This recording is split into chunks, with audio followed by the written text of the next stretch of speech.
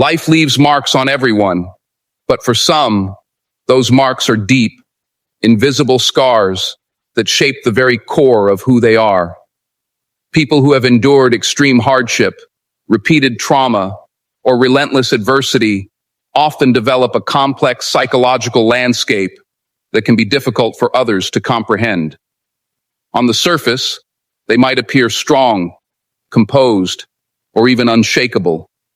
But beneath that exterior lies a mind that has adapted, sometimes in ways that are protective, sometimes in ways that are self-sabotaging.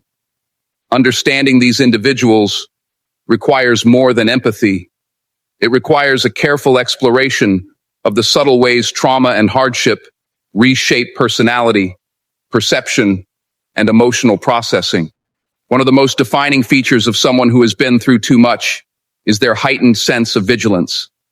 Their brains are finely tuned to detect danger, rejection, or disappointment, even before it manifests. This hyper-awareness is not paranoia. It is a survival mechanism. When repeated experiences have taught a person that the world is unpredictable, that people can be unreliable, or that trust can lead to pain, the mind adjusts. It scans for threats constantly, processing social cues with incredible sensitivity. While this trait can make them remarkably perceptive and insightful, it can also leave them exhausted, as their nervous system rarely finds true rest. Another key aspect of the psychology of survivors is the deep interplay between resilience and vulnerability. Resilience is often seen as an admirable trait, but for many who have endured excessive hardship, resilience is not always a conscious choice. It is a necessary adaptation. Their ability to continue functioning, to push forward despite setbacks, often comes at a cost. Emotional suppression, detachment, or dissociation might accompany this resilience, creating a protective shield against overwhelming feelings.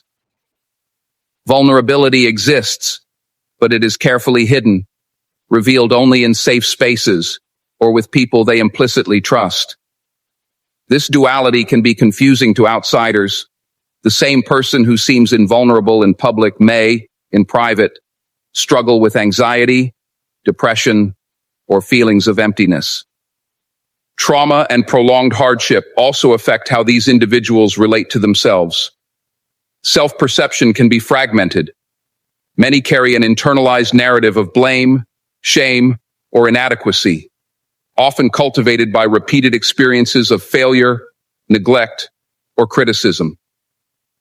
Some survivors develop what psychologists call a hypercritical inner voice, a mental pattern where they judge themselves harshly for any perceived weakness or mistake. Paradoxically, this inner critic is both a form of self-protection and self-punishment. It drives them to achieve and survive, but it also perpetuates cycles of guilt and self-doubt. Learning to recognize and soothe this inner critic is often a lifelong journey. Relationships present another layer of complexity. Survivors often struggle with intimacy, trust, and emotional expression. On one hand, their past teaches them the value of deep connection. They are capable of profound empathy, loyalty, and understanding. On the other hand, fear of betrayal, abandonment, or being hurt again can lead to guarded behavior, emotional walls, and avoidance of vulnerability. These patterns are not signs of weakness or inability to love. They are protective strategies that were once necessary for survival. Understanding this duality is crucial for anyone seeking to engage meaningfully with people who have endured intense hardship. The mind of someone who has faced too much often becomes a laboratory of coping strategies, some adaptive and some maladaptive. Hyper-focus on work or productivity, obsessive planning, emotional withdrawal, or perfectionism may all emerge as ways to regain control over a world that once felt chaotic. These behaviors may be misunderstood as overachievement, aloofness, or rigidity, but beneath them is a complex web of learned survival mechanisms Healing, then, is not simply about letting go, but about gradually recalibrating the nervous system, learning to tolerate vulnerability, and reshaping cognitive and emotional responses that were honed under duress. Memory and perception are also altered in profound ways. Survivors may experience heightened recall of traumatic events, or conversely, they may have gaps in memory where the mind subconsciously shields them from unbearable experiences. Emotional memories often linger longer than factual ones, leading to triggers that can feel disproportionate to the present moment. Understanding that these reactions are neurobiological rather than purely psychological helps reduce stigma and promotes compassion both from within and from others. The brain is not broken. It is highly adapted for survival in a hostile or unpredictable environment. Identity is another arena deeply influenced by extreme experiences. Many survivors wrestle with questions of self-worth and purpose. They may feel fundamentally different from those who have not endured similar hardship, creating a sense of isolation or alienation. Yet paradoxically, this very difference can lead to exceptional insight, empathy, and creative expression. Those who have faced profound adversity often develop a nuanced understanding of human suffering, resilience, and the fragility of life. Perspectives that can be transformative if channeled intentionally.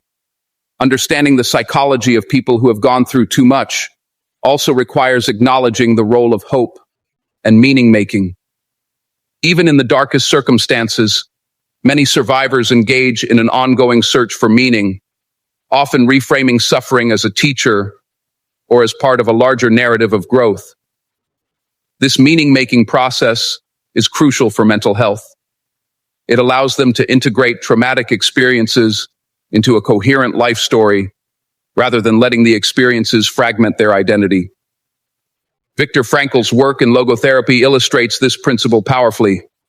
Humans can endure unimaginable suffering if they find a sense of purpose or meaning within it. At the physiological level, the body tells a parallel story.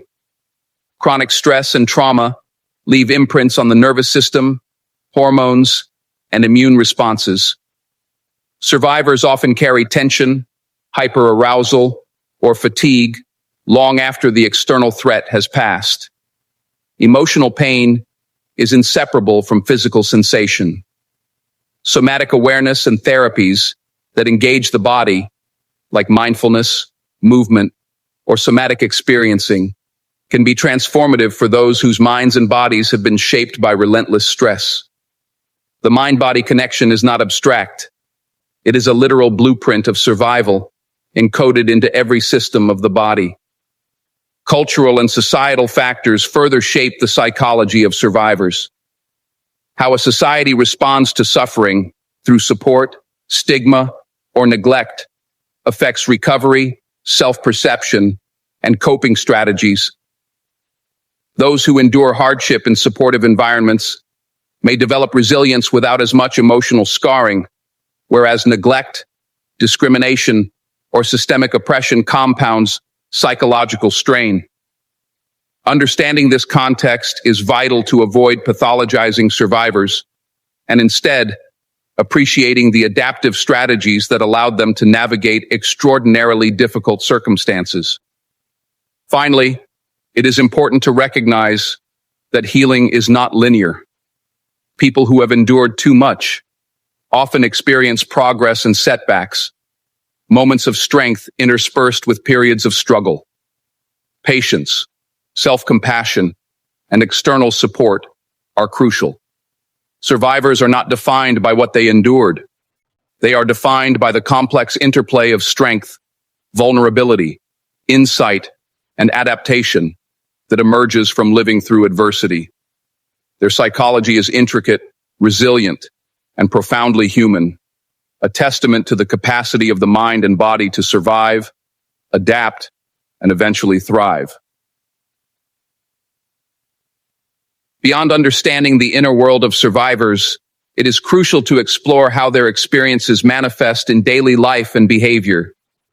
Many who have endured excessive hardship develop a heightened ability to read social cues and anticipate others' emotions. This hyper-empathic skill, while invaluable in some contexts, can also be draining. Constantly attuning to the moods and needs of others requires energy and focus that can leave survivors feeling depleted or disconnected from their own needs. They may prioritize others' comfort over their own, sometimes to the point of self-neglect, because they have learned, consciously or unconsciously, that survival often depends on anticipating and adapting to external pressures. Another common feature is the presence of strong emotional flashpoints, triggered by seemingly small events that tap into unresolved past trauma. A casual criticism, an unkind look, or even certain smells or sounds can evoke intense emotional responses rooted in past experiences. To outsiders, these reactions may seem disproportionate or irrational, but for the survivor, they are echoes of real danger or pain that the mind has stored as warnings. Awareness of these triggers is often the first step towards self-regulation. Many survivors engage in sophisticated coping mechanisms, including mindfulness, journaling, and structured routines, to maintain emotional equilibrium. These strategies are not merely habits, they are lifelines that enable them to navigate a world that can feel unpredictably threatening. The relationship between trust and trauma is particularly significant. Survivors often experience a delicate tension between a deep desire for connection and an equally strong instinct to protect themselves from harm. This tension can result in a cautious approach to relationships, selective vulnerability, or periods of withdrawal. Trust is not given lightly. It is earned through consistent, safe experiences over time. In many cases, survivors may develop an ability to detect subtle dishonesty or manipulation, a skill born out of necessity rather than cynicism. While this can safeguard them from harm, it can also create barriers to forming spontaneous or effortless relationships. Recognizing this dynamic helps friends, family, and partners approach survivors with patience, respect, and an understanding that their caution is protective, not punitive. Mental health challenges are common among those who have experienced prolonged adversity, but they are not inevitable. Anxiety, depression, post-traumatic stress, and dissociative tendencies often emerge, reflecting the mind's adaptive response to stress rather than inherent weakness. Treatment and support can help survivors reframe these experiences and develop more flexible coping strategies. Therapeutic modalities such as cognitive behavioral therapy, CBT, dialectical behavior therapy, DBT, eye movement desensitization and reprocessing, EMDR, and somatic therapies have shown effectiveness in helping survivors process trauma and regulate intense emotional states. Importantly, therapy is not about fixing them. It is about creating a safe space for integration, self-understanding, and gradual restoration of agency. Resilience, while often celebrated as a superpower of survivors, deserves nuanced examination. It is easy to romanticize resilience as unbroken strength, but for many, it is a dynamic and sometimes fragile process. Resilience involves continuous adaptation, risk assessment, and recalibration of expectations. Survivors may display remarkable courage and perseverance in one domain of life while struggling in others. This variability is normal and should not be interpreted as inconsistency or weakness. The interplay between vulnerability and resilience defines much of the survivor's psychological landscape. It is not a deficit, but a sophisticated, context-dependent adaptation to a challenging world. The concept of post-traumatic growth is particularly relevant here. Not all survivors experience growth, but many report profound changes in self-perception, values, and priorities after enduring adversity. They may develop a deeper appreciation for life, heightened empathy, stronger personal boundaries, and a refined sense of purpose. These shifts often emerge gradually and unpredictably, shaped by reflection, meaningful relationships, and supportive interventions. Importantly, post-traumatic growth does not negate pain or suffering. It coexists with ongoing challenges, forming a complex tapestry of human experience that is both raw and transformative. The survivor's relationship with time is also uniquely affected. Past experiences of unpredictability, danger, or loss can create a heightened awareness of mortality and impermanence. Some survivors live with a profound sense of urgency, striving to make the most of each moment. Others may experience time suspension, where trauma and stress create a sense of being stuck in past events, making it difficult to engage fully in the present. Both experiences are adaptive responses, one aiming to seize control, the other attempting to protect against re-experiencing harm. Techniques that cultivate present moment awareness, such as mindfulness, grounding exercises, and body-centered practices, can help survivors navigate these temporal distortions. Importantly, creativity and problem-solving skills often flourish in survivors, even if unrecognized.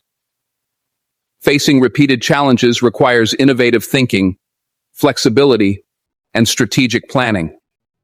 Survivors frequently develop the capacity to envision multiple scenarios, anticipate risks, and respond effectively under pressure. These skills are transferable to work, relationships, and personal projects, and when nurtured, they can become sources of empowerment and fulfillment. This demonstrates a critical point. The mind shaped by adversity is not merely burdened, it is also uniquely capable and resourceful. Family dynamics and early attachments play a pivotal role in shaping the survivor's psychology. Secure attachments can buffer against some effects of trauma, while disrupted or insecure attachments can exacerbate emotional regulation difficulties and mistrust. Survivors often internalize early relational patterns, replicating or reacting against them in adulthood. Understanding these dynamics requires a systemic perspective, acknowledging that the individual's psychology is intertwined with relational and societal contexts. Therapy that addresses attachment and relational trauma can help survivors develop healthier connections and reduce cycles of repeated hardship. Finally, it is essential to address self-compassion. Many survivors operate under internalized pressures to be constantly strong, independent, and resilient. This can lead to neglect of emotional and physical needs, perpetuating cycles of exhaustion or emotional suppression. Cultivating self-compassion involves recognizing one's humanity, allowing vulnerability, and validating one's own experiences without judgment. It is a radical act for survivors who have spent years prioritizing survival over self-care. Over time, self-compassion can serve as a bridge between survival-driven behaviors and authentic thriving, enabling survivors to integrate past experiences without being defined by them. Healing and growth, for those who have endured too much, is neither quick nor linear. It is a journey that requires patience, intentionality, and often external support. One of the most powerful tools survivors can access is the cultivation of safe spaces, environments in which they feel seen, understood, and unthreatened. These spaces can be literal, such as therapy offices or supportive communities, or internal, through practices like meditation, journaling, or guided self-reflection. Safety is the foundation upon which trust, vulnerability, and integration can be rebuilt. Without it, attempts at healing may feel risky, triggering, or incomplete. Another cornerstone of recovery is narrative reconstruction. Survivors often carry fragmented or conflicted stories about their lives. By exploring and articulating these stories, acknowledging pain, celebrating resilience, and making sense of trauma, they gradually reclaim agency over their experiences. This process does not erase suffering, but it transforms chaos into coherence, helplessness into understanding, and isolation into connection. In therapeutic contexts, storytelling, expressive arts, and reflective writing are powerful methods for survivors to integrate their experiences into a more empowering personal narrative. Empowerment also arises from choice and autonomy. Survivors frequently endure circumstances in which control was stripped away.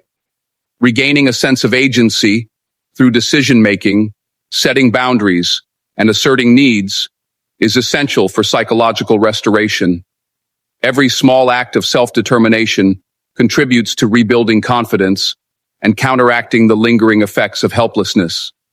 Importantly, empowerment does not mean rushing past vulnerability. It means learning to navigate vulnerability intentionally with self-awareness and support.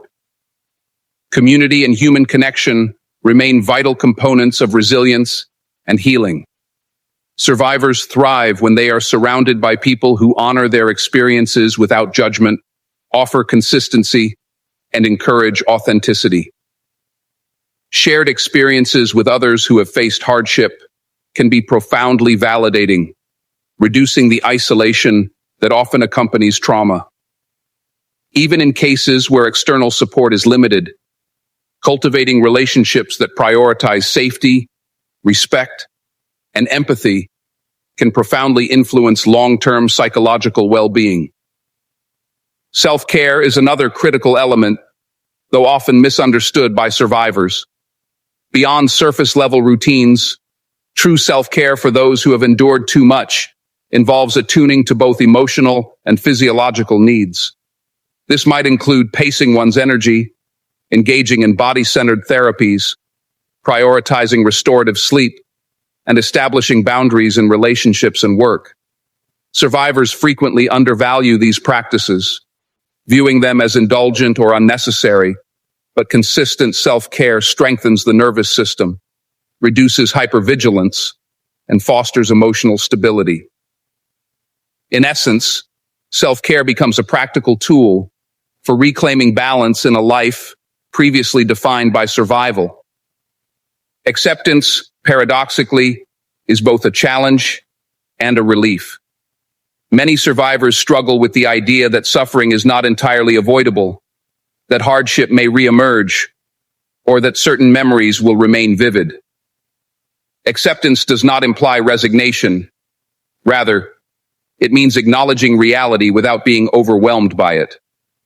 This acceptance enables survivors to respond with clarity, engage in adaptive coping, and cultivate a sense of inner calm that was often denied during periods of adversity. It is a practice of embracing life as it is while continuing to pursue growth, connection, and meaning. Spirituality or philosophical frameworks can also play an essential role for some survivors. Whether through meditation, religious faith, or existential reflection, these frameworks provide a lens for interpreting suffering, understanding purpose, and fostering hope.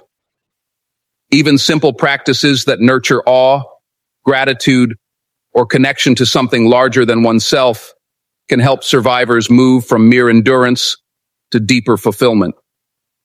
Meaning and purpose, after all, are central to the human capacity to transcend suffering, as evidenced by countless studies and clinical observations in trauma recovery.